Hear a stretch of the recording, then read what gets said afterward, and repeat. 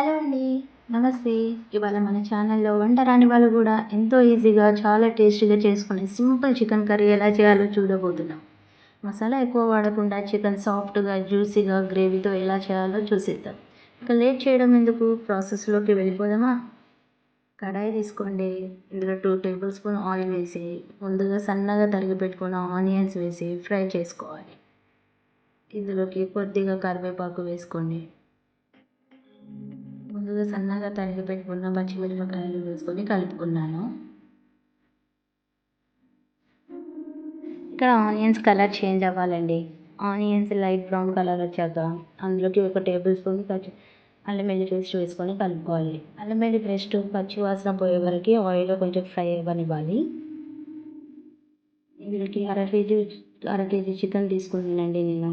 అర KG chicken ముందుగా బాగా కడుక్కొని ఉప్పు వాష్ చేసుకొని ఈ ఆయిల్‌లోకి ఫ్రై చేసుకోవాలి. చికెన్‌కి ఆయిల్ పట్టేటట్టుగా మంచిగా కలుపుకోవాలి. ఇందులోకి నేను కొద్దిగా పసుపు, టేస్ట్‌కి సరిపడా ఉప్పు వేసి కలుపుకున్నాను. ఈ పసుపు, ఉప్పు బాగా చికెన్‌కి పట్టేటట్టు కలుపుకోవాలండి. ఇలా బాగా కలిపాక స్టవ్ సిమ్‌లో పెట్టుకొని ఓ 5 నిమిషాలు మగ్గనివ్వాలండి. మూత పెట్టి 5 నిమిషాలు మగ్గనివ్వండి. మూత తీసి చూడండి వాటర్ పైకి వచ్చాయా, చికెన్‌లో వాటర్ అంతా బయటికి వచ్చేసాయండి. ఇట్లా బాగా కలుపుకోండి. చూడండి చికెన్ కదండి. ఇందులో చిన్న టమాటా వేసుకున్నానండి నేను. చిన్న టమాటా కట్ చేసి ఇట్లా వేసుకొని బాగా కలుపుకోవాలి. మూత పెట్టేయండి. ఆ టమాటా ముక్కలు అనేది మెత్తబడాలి.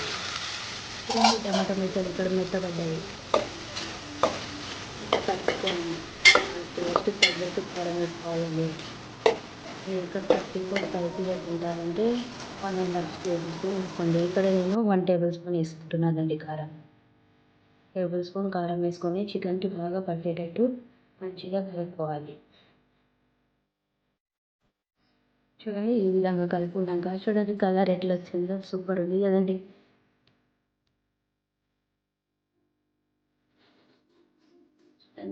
ఆయిల్ పైకి తేలిందా, ఇంకా కొంచెం చికెన్ ముక్కలు మెత్తగా రావడానికి నేను ఇక్కడ 1 టీ గ్లాస్ అంత వాటర్ పోసానండి. వాటర్ పోసుకొని మంచిగా కలుపుకొని మూత పెట్టేయండి. 10 నిమిషాలు కొంచెం మగ్గనివ్వండి. ఆ వాటర్ చికెన్ ముక్కలు అనేవి సాఫ్ట్‌గా ఉడుకుతాయి. ఇది పెట్టి 10 నిమిషాలు ఉడకనివ్వండి. చూడండి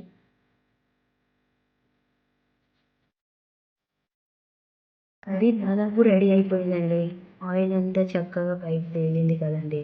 ఇప్పుడు లాస్ట్‌లో కొద్దిగా చికెన్ మసాలా, కొద్దిగా ధనియాల పొడి వేసి కలుపుకోండి.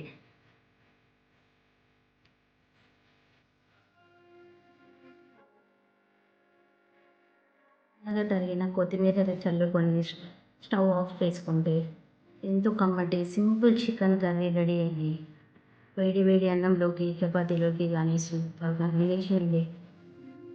మీకు కూడా ఈ స్టైల్‌లో ఒకసారి ట్రై చేసి చూడండి. మీకు ఎలా కుదిరిందో కామెంట్‌లో చెప్పండి. ఈ వీడియో నచ్చితే ప్లీజ్ లైక్ చేయండి. మరిన్ని సింపుల్ అండ్ టేస్టీ రెసిపీ కోసం మన ఛానల్‌ని తప్పకుండా సబ్స్క్రైబ్ చేసుకోండి. థ్యాంక్స్ ఫర్ వాచింగ్ అండి.